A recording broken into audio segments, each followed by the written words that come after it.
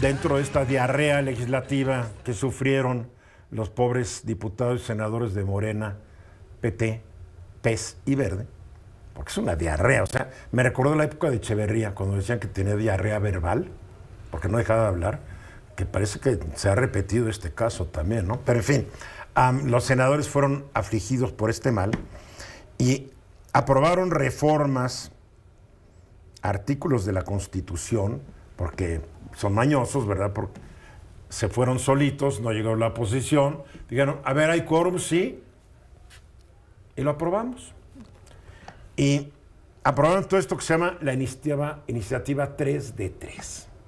Mucha gente no sabe qué es la 3 de 3. No es el 3 de 3 que hace unos años se hizo una página que era 3 de 3 y se le pedía a los candidatos a un cargo de elección popular que pusieran su biografía, su declaración de impuestos y todo esto. Y de no conflicto de intereses. Y de no conflicto de intereses. Entonces, siempre que había el conflicto de interés estaba vacío. Nadie ponía nada. No. La verdad, nos reímos porque no podemos perder el humor ante el cinismo y conchudez de nuestra clase política. Que no nos roben nuestro sentido del humor, porque creo que es lo último que debes perder en la vida. Que conste que es humor amargo. Es un humor amargo, pero bueno, pero es humor. A ver, mi querido Luis, platícanos, ¿qué es esta 3 de 3? Sí, Eduardo, mira, independientemente de lo desasiado del proceso legislativo, que aquí se ha relatado y se ha platicado ampliamente, creo que esta iniciativa que se aprobó es muy positiva. Incluso en la Cámara de Diputados contó con casi una mayoría total de aprobación. O sea, fueron 455 votos a favor en la Cámara de Diputados. O sea, solamente no hubo ningún voto en contra. O sea, es una iniciativa que logró unir a todas las fuerzas políticas del país, y es precisamente porque sí persigue un propósito noble y que realmente considero que va a ser muy útil en la práctica para eliminar pues algunas cuestiones indeseables en nuestra vida pública. ¿En qué consiste la 3 de 3? Pues básicamente es una modificación constitucional al artículo 38, que es el que habla acerca de las hipótesis por las que se puede perder los derechos de un ciudadano, ¿no? Y esta modificación lo que hace es que introduce nuevas hipótesis conforme a las cuales una persona, si incurre en estas, no va a poder ser aspirante a un puesto de elección popular, o no va a poder ocupar un cargo público. ¿Cuáles son estas hipótesis? Bueno, las podemos resumir en dos grandes rubros. Una es cualquier persona que haya sido sancionada o sentenciada con condena firme por delitos contra la vida, la integridad, la libertad y seguridad sexuales, violencia familiar, violencia doméstica, violencia a la intimidad sexual, violencia política contra las mujeres en razón de género. Cualquier persona que haya recibido una sentencia definitiva o una sanción definitiva por cualquiera de estas hipótesis no va a poder ser aspirante a un cargo de elección popular o no va a poder ocupar un puesto público. Pero va a poder votar.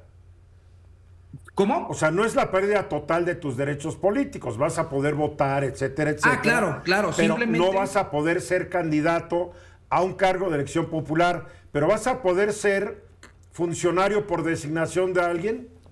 Pues la idea es que tampoco, porque hay muchos puestos donde las normativas orgánicas que lo regulan dicen, para ocupar tal puesto tendrá que estar vigente en sus derechos.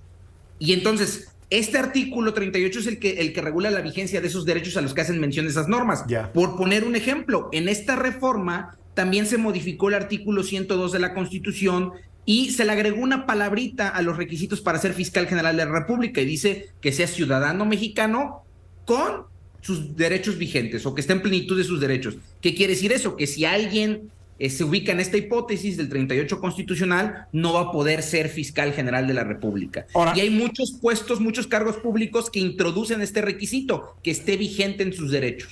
Ahora, los senadores aprobaron esto sin la presencia de la oposición. En la presencia de la oposición. Entonces, uno podría argumentar que también fue una aprobación que viola la normativa para aprobación de leyes y reformas constitucionales.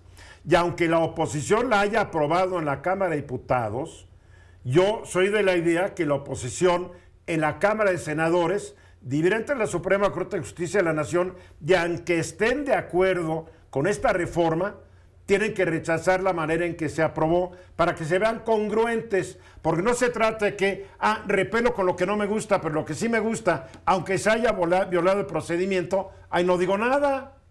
Claro, y coincido totalmente contigo, porque independientemente de que estén a favor de esta reforma, que yo creo que es una buena reforma, o sea, que ha contado con el visto bueno de muchos académicos y muchos especialistas, incluso Eduardo, quiero comentarte, esta reforma tiene un antecedente en un acuerdo general del INE, que introdujo un requisito que de ahí viene el nombre de la 3 de 3, ¿no? Que les daban un formato a los partidos políticos que tenían que llenarse por sus aspirantes donde manifestaban bajo protesta de decir verdad, no haber sido condenado a ninguna de estas hipótesis, no ser deudor alimentario. Entonces, es algo que ya se está aplicando en la práctica y que el objeto de esta modificación era que no fuera nada más un acuerdo, pero coincido contigo, la oposición tendría que impugnarla no por el contenido de la reforma, sino por lo desasiado del proceso legislativo. Correcto. Luz María.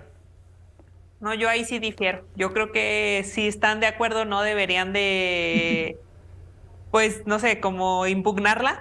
Perdóname, Porque, pues, un bueno, legislador, ya... Luz María, juró respetar a la Constitución y a las leyes. Y no puede estar, no más porque estoy de acuerdo con esta ley, voy a permitir que se haya violado una ley sobre cómo se aprueban las leyes. Lo siento. ¿A quién es de lo que me gusta o no me gusta? Ya ves, Luis ya quiere opinar. Espero me defienda. No te va a defender. A ver, es indefendible tu posición. A ver, Luis Miguel. No, es que en el fondo el problema, yo estoy de acuerdo con Eduardo, pero creo que en una reforma tan necesaria tendríamos que encontrar la manera de que muchas cosas ya empiecen a operar.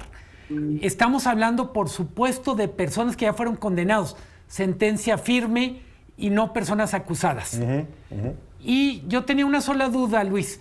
¿Qué pasa con alguien que fue condenado, cumplió su condena y está tratando de rehacer su vida? ¿Cómo funcionaría? Insisto, alguien que ya pasó un tiempo en la cárcel. Ya purgó la pena y pagó la multa. Para mí, y esta es mi opinión personal, para mí, una persona que ya cumplió con su sentencia no pudiera seguir cargando con las consecuencias de esa condena, ¿no? Porque nuestro sistema está diseñado para la reinserción social. Si tú ya pagaste con las consecuencias de tu conducta... Sí. No. Entonces, Quiero hacer un comentario rapidísimo, Eduardo. Hay que recordar que esta es una reforma a la Constitución. Y como tal, las reformas constitucionales no pueden impugnarse ante la Suprema Corte de Justicia de la Nación. Pero sí el procedimiento. Sí hay criterios en la década pasada que hablaban que se podía impugnar el procedimiento, pero no hay todavía un criterio uniforme de la Corte que diga sobre si se puede impugnar o no. Pues que se impugne el procedimiento y a ver qué define la Corte ahora, ¿no? Sí, valdría la pena que se explore por esa vía, ¿no? Sí, porque aquí no es al contentillo, como quiere Luzma. A ver, ella quería que la defendieras. ¿La puedes defender, Luis? Yo creo que sí. Digo, quitando el hecho que es una reforma constitucional, aun cuando fuera una reforma positiva en su contenido, la oposición no tendría que dejar pasar, como dice Eduardo de Contentillo, pues sí me gusta y no, o sea, porque las violaciones fueron en toda la sesión, ¿no? Claro. Y la irresponsabilidad de quienes encabezaron esa sesión, o sea, ellos tienen que pagar esa responsabilidad, o sea, no es una cuestión nada más de, pues ya pasó y ya, ¿no? Ricardo Monreal y Alejandro Armenta son los dos responsables. Hay que dar nombre y hay que identificar a los paleros. Marco. Qué forma de echar a perder buenas ideas a través de este manejo y manipulación política, ¿no? Algo que perfectamente pudo haber sido una buena noticia por el acuerdo de las diferentes fuerzas y que ayuda mucho al país a evitar o a cortarle las posibilidades a que gente indeseable llegue a la representación popular, la meten dentro de estas 20 reformas y le dan un destino similar a las mismas, que probablemente sea la declaración de inconstitucionalidad. Qué forma tan desasiada de hacer las cosas. La verdad es que da mucha pena la forma en que está trabajando el Poder Legislativo. Bueno, había que contentar al patrón. Digo, también entiéndelo. El propio desaseo era parte del mensaje, era porque podemos, lo vamos a hacer. Porque podemos. Ese es, y así se ha hecho en otras ocasiones, porque para mí es un plan para buscar mayor confrontación con el Poder Judicial. Es es una lucha de vencidas. A ver quién puede más, el ejecutivo o el judicial. De eso se trata. ¿No? Sí. Digo, es mi teoría. Y esperemos que cuando procede y cuando tenga la razón el judicial, gane el judicial, cuando tenga razón el legislativo, el ejecutivo, pues gane el que tenga la razón, ¿no? Pero ya estuvo bueno de estos procedimientos, pues, tramposos, ¿no, Luis?